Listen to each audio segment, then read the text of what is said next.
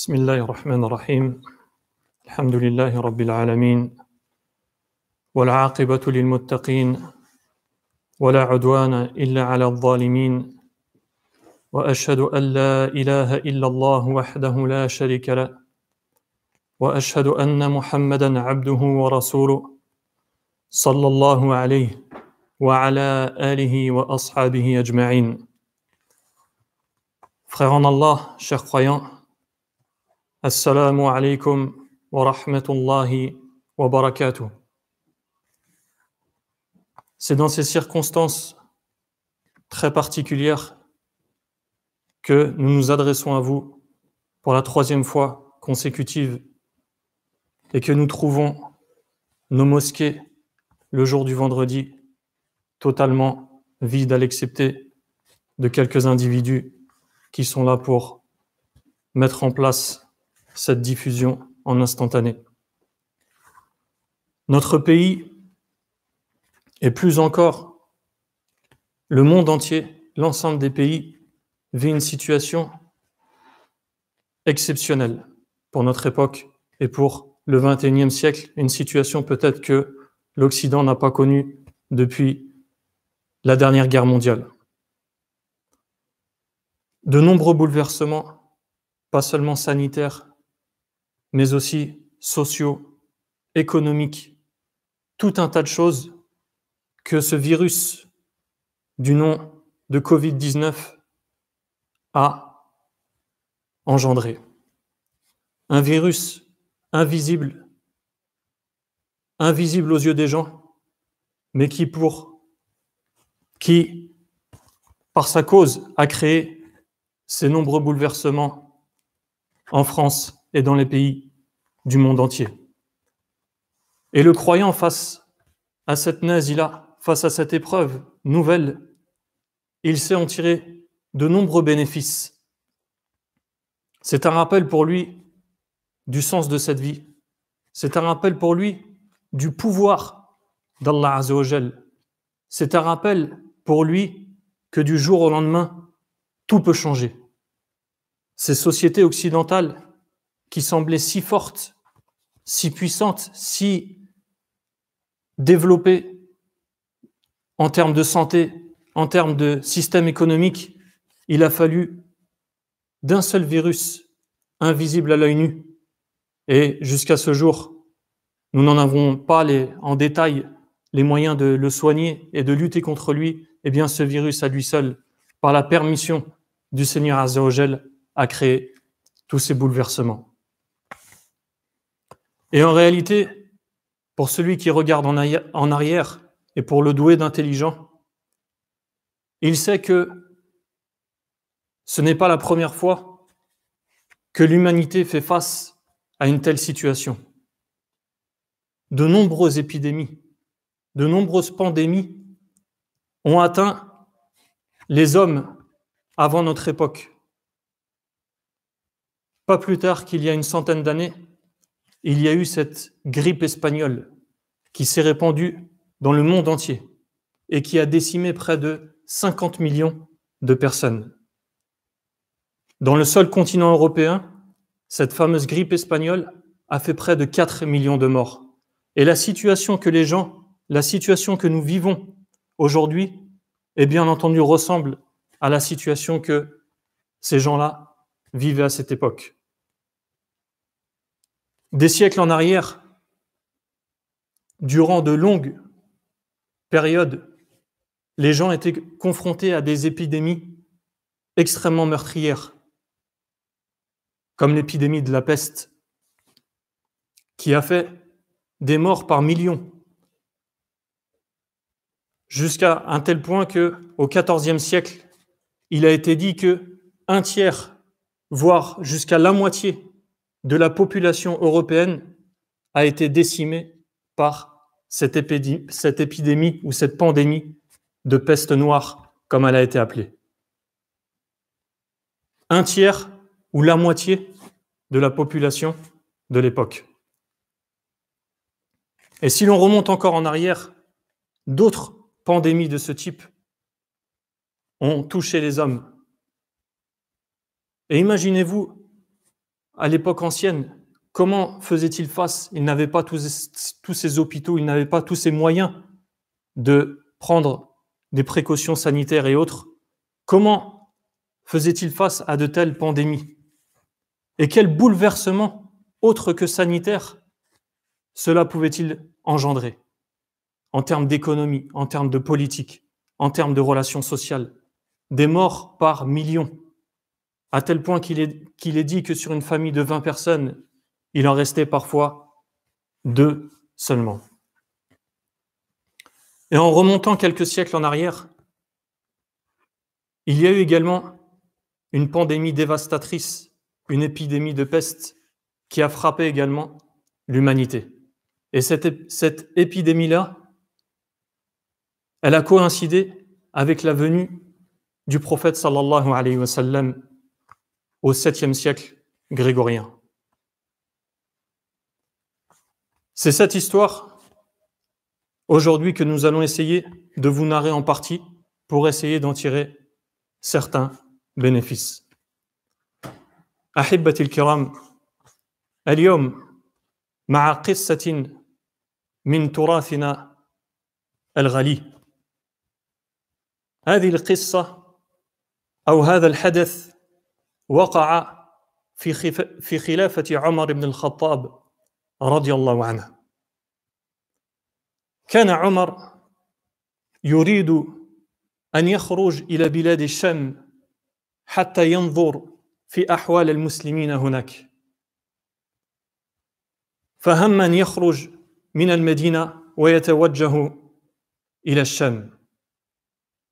فلما وصل إلى شمال الجزيرة العربية في قرية تسمى سرغ، لقيه أمراء الأجناد أبو عبيدة بن الجراح وأصحابه. فهؤلاء الفضلاء من أصحاب النبي صلى الله عليه وسلم أخبروا الفاروق أن الوباء قد وقع في أرض الشام. فلما عرف ذلك عمر بن الخطاب رضي الله عنه توقف ودعا المهاجرين الأولين واستشارهم وأخبرهم أن الوباء قد وقع بأرض الشام. فاختلفوا المهاجرين، فقال بعضهم: نحن نرى أنك خرجت لأمر ولا ترجع عنه. وقال بعضهم: يا أمير المؤمنين، معك بقية الناس وأصحاب رسول الله صلى الله عليه وسلم، ولا نرى أن تقدمهم على ذلك الوباء. فقال عمر: ارتفعوا عني. فقال لابن عباس رضي الله عنهما: ادعوا للأنصار. فجاء الأنصار وسلكوا سبيل المهاجرين واختلفوا كاختلافهم. فقال عمر: ارتفعوا عني. فقال: ادعوا لي من كان هاهنا من مشيخة قريش من مهاجرة الفتح. فاستشارهم ولم يختلف منهم عليه رجلان، كلهم قالوا له: نحن نرى أنك لا تقدم الناس على هذا الوباء. فلما قالوا ذلك نادى عمر بن الخطاب في الناس وقال: أيها الناس، إني مصبح على ظهر فأصبحوا عليه.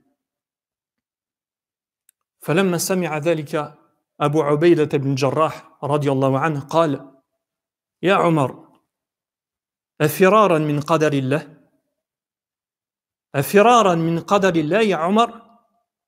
فقال عمر: لو غيرك قالها يا أبو عبيدة، نعم، نفر من قدر الله إلى قدر الله.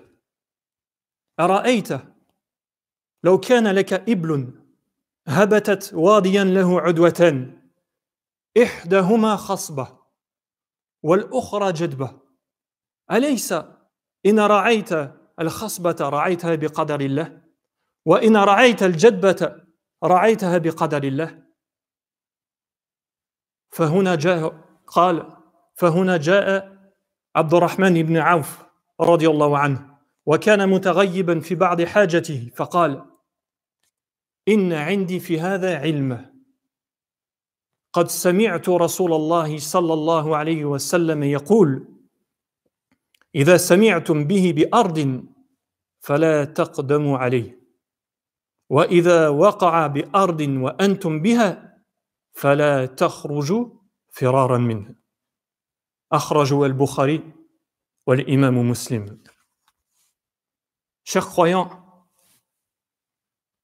avec une histoire de notre patrimoine merveilleux, une histoire qui s'est passée au temps de Omar ibn al-Khattab lors de son califat. À cette époque, les musulmans avaient conquis les pays du Shem, la Palestine, la Syrie, la Jordanie, les pays qui représentent le Shem. Omar a voulu aller voir les généraux musulmans et la situation des gens là-bas. Il a donc entrepris de sortir de Médine pour se diriger vers ces contrées-là. C'est alors que lorsqu'il arriva au nord de la péninsule arabique, dans un village du nom de Sar, les généraux musulmans sont sortis à sa rencontre. Et c'est alors qu'ils l'ont informé de ce qui était en train de se passer dans les pays du Shem, une pandémie de peste. Alors Omar a tout de suite compris et il a pris conscience du danger qu'il pouvait y avoir pour lui-même, pour ses hommes et pour les musulmans. C'est alors qu'il prit la décision de concerter les compagnons du prophète sallallahu alayhi wa sallam qui étaient avec lui. Il appela alors, pour commencer, les premiers muhajirines, c'est-à-dire les premiers musulmans qui ont émigré dans les premières années de al-Hijra, de l'immigration vers Médine. Ces derniers ont divergé. Un groupe d'entre eux a dit « Ya Omar, nous voyons que tu es sorti pour une chose, et dès l'instant que tu es sorti, tu n'as pas à faire demi-tour. » D'autres parmi eux ont dit « Ya Omar, il y a avec toi le reste des compagnons du messager d'Allah sallallahu alayhi wa sallam. Et si tu rentres dans ces contrées, tu mets tout le monde en danger. Nous sommes d'avis que tu devrais plutôt retourner à Médine. » Lorsqu'il les a consultés, il leur dit « Retirez-vous et appelez-moi cette fois-ci Al-Ansar, les gens de Médine, les compagnons originaires de la ville de Médine. » Et il les consulta et les informa de la problématique. C'est alors que ces derniers, de la même manière, tout comme les muhajirines, eh bien, ils ont divergé et ils se sont départagés entre deux avis. Certains voyaient le fait que Omar et sa troupe devaient continuer pour finaliser l'objectif qu'ils s'étaient fixé, et d'autres d'entre eux voyaient qu'il était préférable à eux de retourner vers Médine. Omar leur dit alors, retirez-vous. Omar fit un troisième appel. Il demanda cette fois-ci aux notables de Quraysh qui avaient dans ses troupes de venir pour, à leur tour, les consulter. Ces derniers ne tombèrent pas dans la divergence. Ils furent tous d'accord que Omar devait retourner et qu'il ne devait pas mettre ses troupes et les compagnons du prophète sallallahu alayhi wa sallam en danger. C'est alors que Omar dit aux gens, certes demain vous me verrez à dos de chameau. Cela voulait dire que le lendemain matin, il envisageait immédiatement de retourner vers Médine. Lorsqu'il informa les gens de cela, Abu Ubaïda ibn al-Jarrah, qui est un des plus grands compagnons du prophète sallallahu alayhi wa sallam, parmi les 10 promis au paradis, les 10 qui ont été mentionnés dans un seul et même hadith, Abu Ubaïda ibn al-Jarrah, qui, même s'il avait vécu, aurait peut-être pu devenir un des califes de l'islam. Il dit alors à Omar, « Oh Omar, est-ce que tu fuis le destin d'Allah? Est-ce que tu fuis Al-Qadr, ya Omar ?» Et lorsque Omar entendit cela de Abu Ubaïda, il fut touché et lui dit: si seulement autre que toi, ô Abu Ubaïda, avait dit cette parole. Oui, ya Abu Ubaïda, je fuis le destin d'Allah pour aller vers un autre destin, aussi destiné par Allah Azza wa Jal. J'ai le choix dans mes actions. Imagine-toi, ya Abu Ubaïda, lui dit-il, si tu avais un troupeau de chameaux et que tu les envoyais paître dans une vallée ou dans un fleuve asséché, et que tu avais le choix entre deux rivages, un rivage prospère, rempli de verdure, bénéfique pour ton troupeau, et un autre rivage aride. Si tu choisissais le rivage prospère et bénéfique pour ton troupeau, est-ce que tu ne le choisirais pas d'après le destin d'Allah? Et si tu faisais le second choix, le second, de te diriger vers le bord aride et sec, qui n'est pas bénéfique pour ton troupeau, de la même manière, cela se ferait par le destin d'Allah Azza wa Jal. À ce moment-là, ils se retirèrent, ou plutôt il est rapporté que vint à eux un autre grand compagnon, Abdurrahman ibn Auf, qui était absent durant cette concertation et durant cette première consultation du calife. Et il dit: certes, j'ai une science dans cela. Dans votre discussion et dans votre divergence, j'ai une science, un hadith que j'ai entendu du prophète sallallahu alayhi wa sallam. Je l'ai entendu dire: lorsque la pandémie touche une contrée, eh bien, n'y entrez pas. Et lorsque vous êtes dans une contrée qui, elle, est atteinte par une pandémie, alors ne sortez pas en essayant de fuir le destin, car en sortant, eh bien, vous risquez de propager ce virus ou cette maladie. Et lorsque Omar entendit cela, eh bien, il loua Allah Azza wa Jal, Hamidallah Ta'ala, thumma saraf, et il s'en alla. Cette histoire, ayyuha al-hibba, c'est une histoire, en plus d'être magnifique et de nous narrer les divers dialogues et les divers agissements des compagnons du prophète sallallahu alayhi wa sallam, c'est une histoire dont les savants ont tiré un nombre de bénéfices immenses, des bénéfices théologiques. Je n'ai pas pour l'habitude de rentrer dans des complications lors de mes sermons, mais puisque les gens sont en principe chez eux et puis ils ont peut-être un peu plus de temps, je tiens à les citer. Des bénéfices, des fawaïd que l'on peut tirer de ce récit prophétique extrêmement nombreuses. La première des choses, c'est le retour, al-ruju' ila an-nas 'inda al-ikhtilaf, c'est-à-dire le fait de retourner à un texte dans une divergence. À la fin de ce récit, qu'ont-ils fait? Eh bien, c'est la parole et le hadith qu'a rapporté Abdurrahman ibn Auf qui a tranché en vérité dans ce litige. Donc c'est aussi le fait de montrer la valeur de la sunna du prophète sallallahu alayhi wa sallam, et que l'islam et la législation islamique ne se composent pas seulement du Coran, mais aussi d'autres choses. Et en deuxième position vient la sunna du prophète sallallahu alayhi wa sallam, et nous avons un exemple dans ce récit de l'agissement des compagnons du prophète sallallahu alayhi wa sallam. Lorsqu'ils ont divergé, ils n'ont pas trouvé de texte clair dans leur problématique dans le Coran, eh bien ils se sont tournés vers la sunna du prophète sallallahu alayhi wa sallam. Également, les savants disent: fi hadha al-hadith qaboul khabar al-wahid, le fait d'accepter la parole d'un seul homme s'il est digne de confiance dans la science du hadith. Car certains ont dit, pour accepter les hadiths, il faut que ces mêmes hadiths soient rapportés par un très grand nombre de personnes. Or, nous constatons dans ce récit authentique qui figure dans les deux recueils de récits authentiques, Al-Bukhari ou Muslim, que les compagnons ont accepté la parole d'un seul homme, Abdurrahman ibn Auf.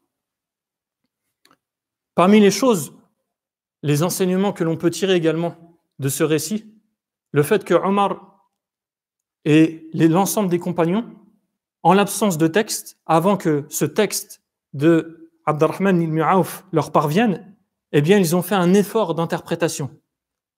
Mashrou'iyati al-amal bir-ra'y wal-ijtihad. Le fait qu'il est permis aux savants de, en l'absence de texte, faire un effort d'interprétation et de prononcer un avis selon leur opinion. Également, parmi les choses que l'on peut tirer, le fait que Omar ibn al-Khattab a consulté al-Mashura, il a consulté ses compagnons. Il a pris, lui qui était très savant et qui était le calife et un des meilleurs parmi les compagnons du prophète sallallahu alayhi wa sallam, il a quand même pris la peine de consulter le reste des compagnons du messager d'Allah sallallahu alayhi wa sallam. Également, parmi les bénéfices que l'on peut en tirer, le fait qu'une science peut se trouver chez une personne qui est inférieure en science à un savant. L'exemple concret de Omar, qui était parmi les compagnons les plus versés dans la science, eh bien ce hadith, il n'en avait pas connaissance. Plus encore, l'ensemble des compagnons qui étaient présents n'avaient pas connaissance de ce hadith, qui était détenu par Abdurrahman ibn Auf, qui avait entendu cette recommandation et ces directives sanitaires et divines du prophète sallallahu alayhi wa sallam. Donc c'est une preuve que des hadiths pouvaient être méconnus des compagnons du prophète sallallahu alayhi wa sallam et à plus forte raison peuvent être par la suite auraient pu être méconnus par certains imams ou certains savants de l'islam. Parmi les choses également que l'on peut tirer de ce récit, le fait de faire ce qu'on appelle l'analogie. Sur une situation ou des textes, eh bien faire analogie avec une autre situation, comme l'a fait Omar ibn al-Khattab lorsqu'il a débattu avec Abu Ubaïda. Et aussi on tire que le bon débat en islam est permis, puisque Abu Ubaïda et Omar ibn al-Khattab ont eu un échange théologique, pour l'appeler ainsi, et il y a eu un échange d'arguments entre deux. Et qu'a fait Omar ibn al-Khattab? Il a fait une analogie lorsqu'il a mentionné les chameaux qui allaient paître dans une vallée prospère ou alors bien dans une vallée aride. Eh bien, il a fait une analogie sur son choix, le choix qu'il faisait de se retourner vers la ville de Médine. Je demande à Allah Azza wa Jal qui nous donne al-basira wal-ilm al-nafi', qui nous donne la clairvoyance dans la religion et la science bénéfique. أقول هذا القول وأستغفر الله لي ولكم ولسائر المسلمين من كل ذنب إنه هو الغفور الرحيم.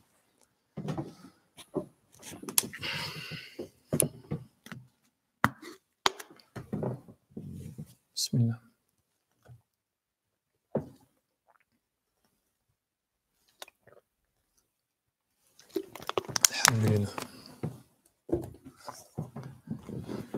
الحمد لله رب العالمين والصلاة والسلام على أشرف الأنبياء والمرسلين نبينا محمد وعلى آله وصحبه أجمعين أما بعد. Nous l'aurons tous compris, ce que nous sommes en train de vivre actuellement n'est pas une chose nouvelle. Et certes, ça a atteint les communautés et notre communauté qui nous ont précédés pendant les époques et les siècles passés. Et cette peste qui a été nommée At-Ta'oun, du fait qu'elle foudroyait les gens en grand nombre et de manière très rapide, a été évoquée dans les textes divins, dans les textes prophétiques.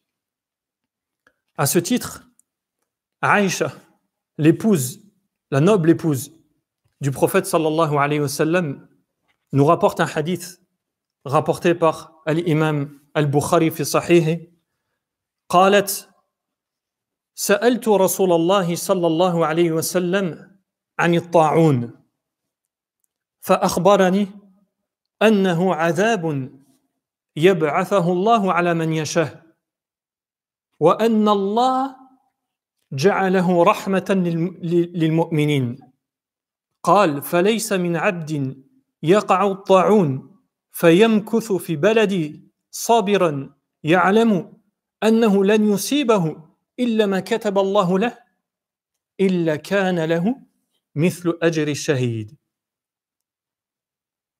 Face à cette pandémie de coronavirus, chers croyants, nous avons des textes dans lesquels il nous est possible de méditer sur cette sagesse et sur cette décision divine. Et parmi lesquels, un récit rapporté par Aïcha qui nous dit « J'ai questionné le prophète sallallahu alayhi wa sallam sur At-Ta'oun. Et At-Ta'oun, même s'il a souvent été traduit par la peste, en réalité, At-Ta'oun, cela a une signification plus large. Et cela signifie la maladie extrêmement contagieuse, pandémie qui se répand à un grand nombre et qui foudroie les gens. Et il ne fait aucun doute que dans le Covid-19 et ce coronavirus, même si ses conséquences sont moindres, bien entendu, que des épidémies de peste ou autres maladies dévastatrices, eh bien, il y a une ressemblance entre ces deux maladies. Et peut-être pourrions-nous en tirer certaines sagesses, puisque le prophète sallallahu alayhi wa sallam a informé Aïcha que cette pandémie de ta'oun qui foudroie et qui tue des personnes en grand nombre, eh bien, c'est un châtiment d'Allah Azza wa Jal qu'il envoie à qui il veut. Et peut-être pourrions-nous tirer un avertissement du Seigneur Azza wa Jal dans notre contexte, dans ces sociétés où la mécréance a pris le dessus sur la foi, dans ces sociétés où les gens n'en ont que pour le matériel et ils en ont oublié leur Seigneur Azza wa Jal, dans ces sociétés où la turpitude s'est répandue et est devenue une banalité. Les gens pensaient-ils qu'ils allaient vivre en désobéissant à leur Seigneur et dans la mécréance et que rien ne leur arriverait? Et certains orgueilleux auraient pu se demander comment Allah pourrait-il châtier les gens à notre époque? Nos sociétés semblent si fortes. Regardez, un simple virus dont, sans vouloir minimiser son ampleur et sa gravité, c'est une tragédie pour les gens qui ont été atteints par ce virus. Et nous allons y venir, qu'ils cherchent la récompense en Allah Azza wa Jal. Mais c'est un avertissement qu'Allah Ta'ala pourrait envoyer quelque chose de bien plus dévastateur. Donc que les gens réfléchissent et qu'ils se réforment, en particulier les croyants, en particulier les musulmans. Car peut-être que ce virus n'est qu'une introduction à un virus beaucoup plus dévastateur qui voudrait, Allah en est tout à fait capable, et il nous le montre par ce virus de Covid-19. Et dans ce récit où Aïcha radiyallahu anha a interrogé le prophète sallallahu alayhi wa sallam sur le ta'oun, le prophète lui a informé que c'était un châtiment qu'Allah envoyait à qui il le voulait, à qui il voulait. Mais qu'Allah en avait fait pour les croyants, pour les pieux, une miséricorde. Et enfin il dit, quiconque reste dans son pays frappé par une pandémie, en ayant foi en son Seigneur, et en ne sachant que rien ne peut l'atteindre, sauf ce qu'Allah Azza wa Jal a décrété pour son serviteur. Si ce croyant vient à être frappé par cette maladie et qu'il en meurt, eh bien, il aura la récompense du martyr. Il aura la récompense du martyr. Et c'est une épreuve. Allah sonde les cœurs. Dans cette panique générale où les gens sont masqués, gantés, prennent toutes les mesures de précaution. Et dans les cœurs, qu'en est-il? Qu'en est-il dans les cœurs des croyants avec Allah Azza wa Jal? Qu'est-ce qu'ils croient sincèrement? La peur, elle est dirigée vers qui? Vers le virus ou vers Allah Ta'ala, qui rend malade ou qui guérit? Combien de bénéfices pour les doués d'intelligence peut-on tirer de cette épreuve par laquelle nous passons? Et dans un autre hadith rapporté par Abdullah ibn Umar, قال كنت عاشر عشرة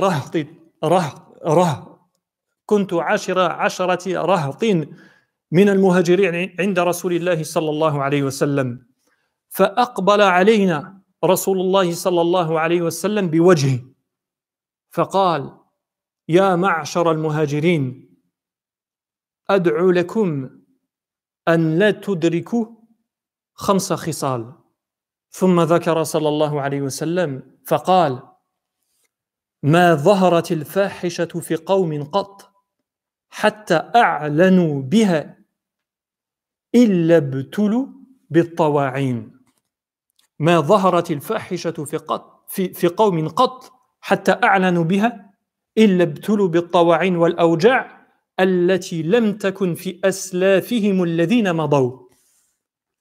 Le prophète sallallahu alayhi wa sallam, dans un hadith qui demeure en termes d'authenticité un tout petit peu moindre que les récits précédents que nous avons mentionnés, mais qui est présent quand même dans notre patrimoine, nous a informé que, ou a informé Abdallah ibn Omar et un groupe de compagnons, de ses compagnons, qu'Allah les agrée tous, que il n'est pas un peuple dans lequel la turpitude apparaît et dans laquelle elle devient une banalité dont les gens ne se cachent même plus, sans qu'Allah Azza wa Jal ne les éprouve par toutes sortes de pandémies que les gens ne connurent pas avant eux.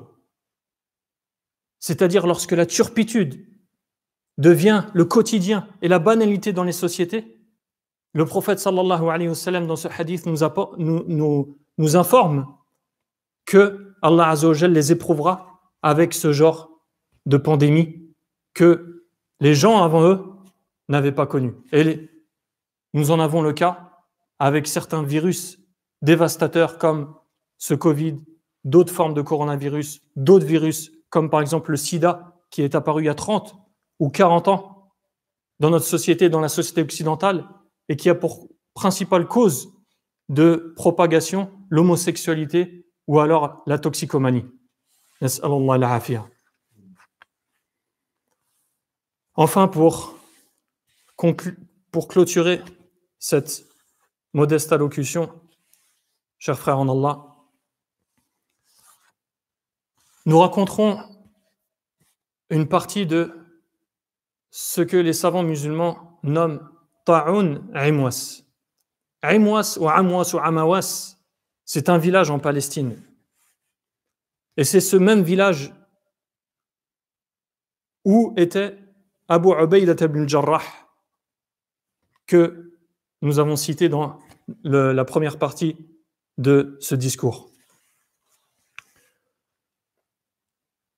Ce ta'oun, cette pandémie, a fait d'énormes dégâts, jusqu'à ce qu'il ait été dit que 25 000 parmi les compagnons et les musulmans de l'époque décédèrent par cause de cette pandémie et de cette peste.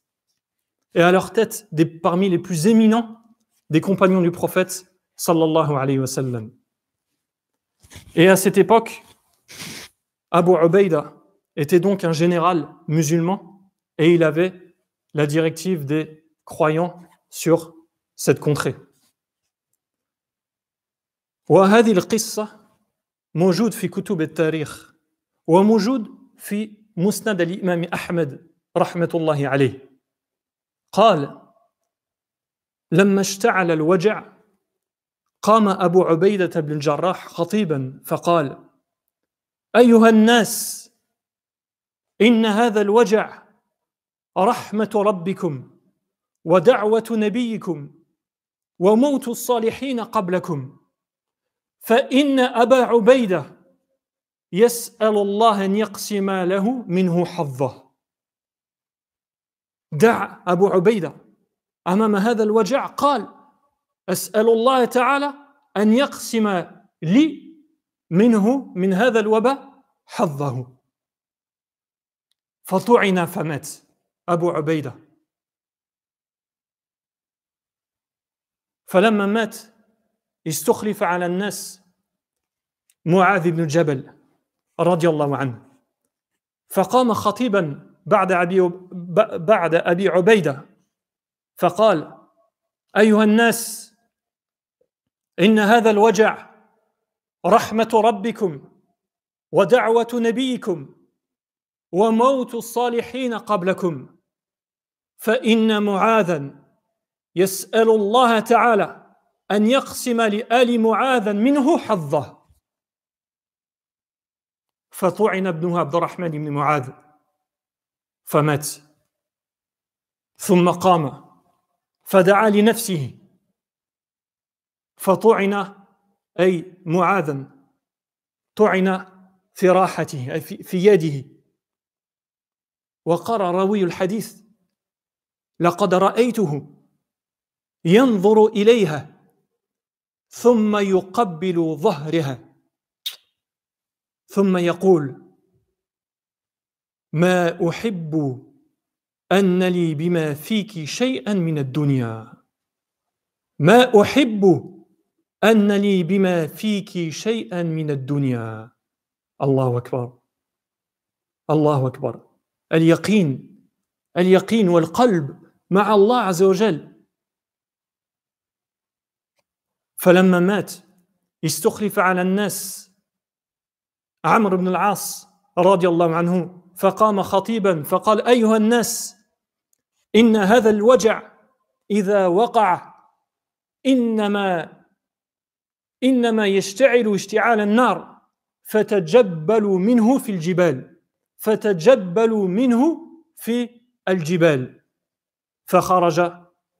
وخرج الناس وتفرقوا عنه فدفع الله عنهم هذا الوباء.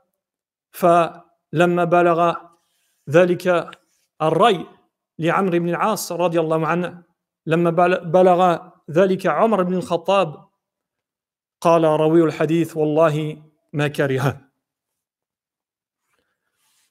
Pour finir cette histoire incroyable des compagnons du prophète sallallahu alayhi wa sallam qui se trouvaient en pleine pandémie de peste. On ne parle plus du Covid-19, on parle de la peste qui décimait des familles tout entières de manière très brutale, très furtive.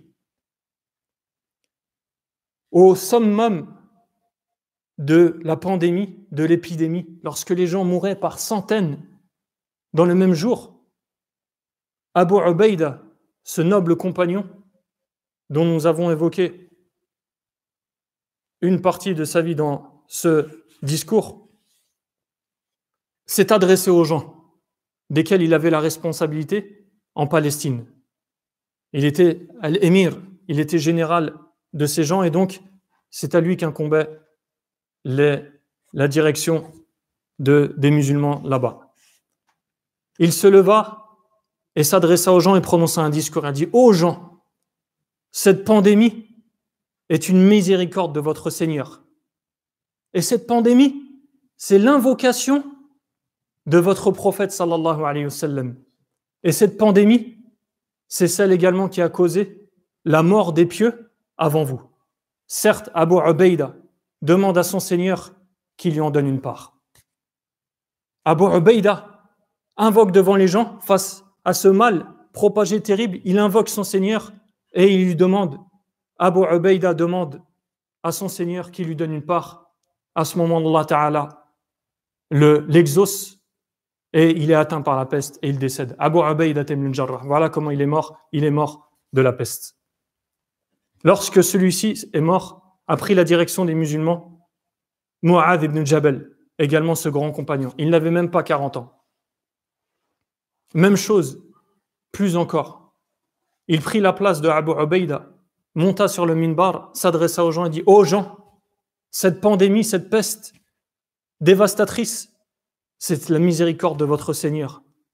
Et c'est l'invocation de votre prophète sallallahu alayhi wa sallam. Et c'est la cause de décès des pieux avant vous.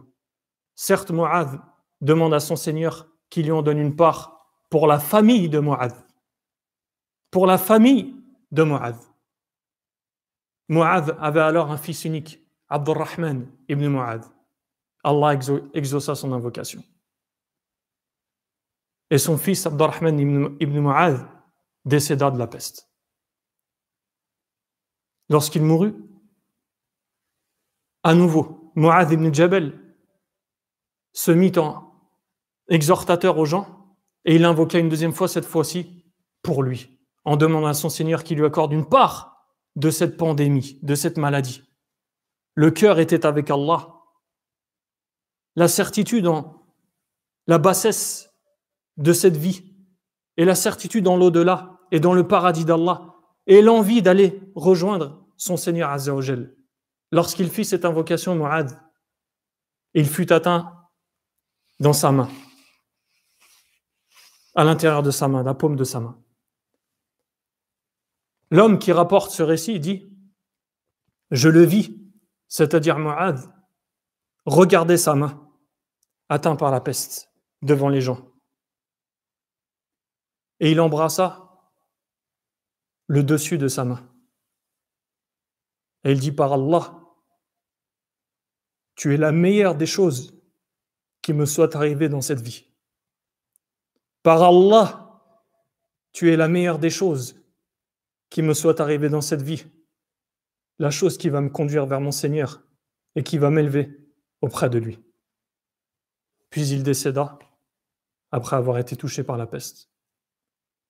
Lorsqu'il mourut, un autre parmi les grands compagnons du prophète sallallahu alayhi wa sallam prit le commandement des croyants, Amr ibn al-As, et il se leva comme se levèrent ses prédécesseurs avant lui et dit « Ô gens, cette pandémie dévastatrice, elle ressemble au feu lorsqu'il s'enflamme. Séparons-nous, que chacun aille dans les montagnes et que chacun se disperse. » Voilà la décision d'un des généraux musulmans pour faire stopper la pandémie de l'époque. Les gens sortirent de la ville, ils se dispersèrent dans les montagnes, chaque famille ou chaque groupe séparé, et Allah Ta'ala, par cette cause, fit que cette pandémie de peste, s'arrête ou s'éteigne. On rapporta cette décision sanitaire et politique au calife des musulmans Omar ibn al-Khattab, et le rapporteur du hadith a dit c'est une chose qu'il ne désapprouva pas. On demande à Allah Ta'ala an yarfa'a 'anna hadha al-waba. On demande au Seigneur Azza wa Jal, le Seigneur de l'univers, qu'il nous préserve de cette pandémie et qu'il l'enlève, cette épreuve des gens. On demande à Allah Ta'ala an yashfiya marda al-muslimin, qu'il guérisse nos malades. Allahumma rabban nas adhhib al-bas ya rabb al-alamin. Ô Seigneur de l'univers, guéris les malades des musulmans qui ont été atteints par cette maladie ou qui sont atteints par d'autres maladies. On demande à Allah Ta'ala qu'il fasse miséricorde à ceux qui ont été touchés par cette maladie et qui en sont morts, ou à ceux qui ont été touchés par d'autres maladies et qui sont décédés, qu'il leur fasse miséricorde et qu'il les accepte dans son vaste paradis. On demande à Allah Ta'ala qu'il facilite à tous les musulmans et qu'il les soulage des afflictions par lesquelles ils peuvent passer en termes de maladies et toutes sortes d'épreuves dans cette vie d'ici-bas, dans leur famille, dans leurs biens et dans tout ce qui peut les concerner. Enfin, en ce jour de vendredi, il est recommandé de multiplier les prières sur notre guide, notre modèle, le prophète sallallahu alayhi wa sallam.